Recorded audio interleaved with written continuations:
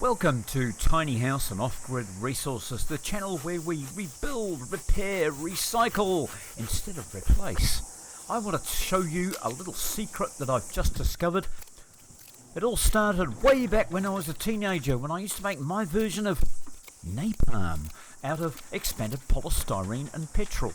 Yeah, it would stick to anything and it would burn while it was doing it. Then I went on to discover that I could make a glue out of expanded polystyrene and paint thinners, but you'll never guess what I'm making here. But one little piece of advice is make sure that your expanded polystyrene is really clean before you use it. Mine had been lying on the ground, so as I did this, I was getting bits of dust and grit embedded in the liquid that I'm making. This is what I'm using it for. This liquid, if it's used thin, is an incredible penetrant and sanding sealer that gets wood ready for painting.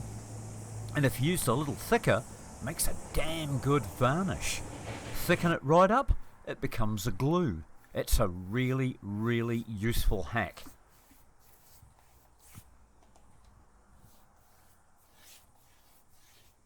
So here I am brushing it onto the components of my latest creation. This is also a bit of a sneak peek, because if you hang around till the end of the short video, you'll get to see what my next creation is. Video on that coming up very shortly. And here it is.